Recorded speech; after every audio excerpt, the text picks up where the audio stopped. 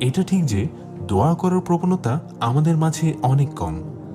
জীবনের অনেক জটিল কঠিন সময়গুলোতেও আমরা আল্লাহর কাছে কেঁদে কুটে ফরিয়াদ করতে পারি না।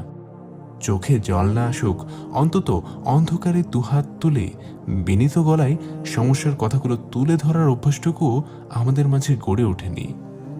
ভাবছেন কিভাবে আল্লাহর কাছে চাইবার, দোয়া করার অভ্যাস করা যায়, তাই তো?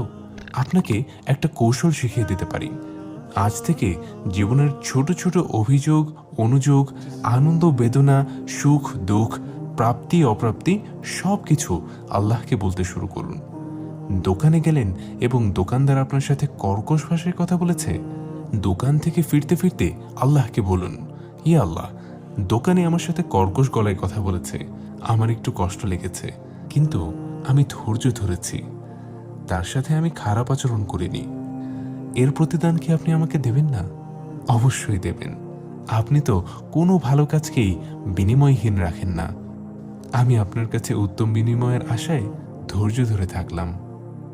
বাসে হেল্পার আপনার সাথে অহেতুক বাকবিতণ্ডায় জড়াতে চেয়েছে, শান্ত হয়ে সিটে বসুন এবং মনে মনে বলুন, হে আমার রব, আপনি তো জানেন আমার কোনো দোষ ছিল না এই ঘটনায়, তাও এ লোক আমাকে দোষী বানাতে চাইল এবং আমার সাথে তর্ক জুড়ে দিল।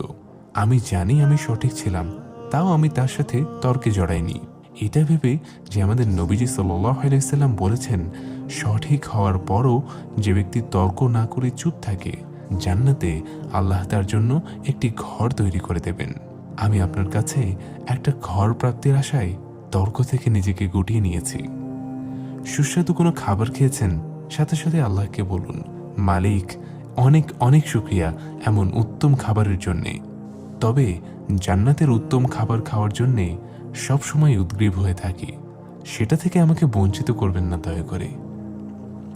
এভাবে ছোট ছোট ব্যাপারগুলোতে আল্লাহর সাথে কথা বলতে শিখুন।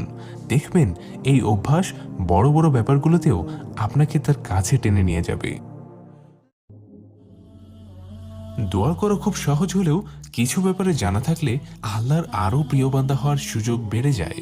যেমন আমরা অনেকেই জানি না কখন, কোথায়, কিভাবে দোয়া করলে দোয়া কবুলের সম্ভাবনা বেড়ে যায়।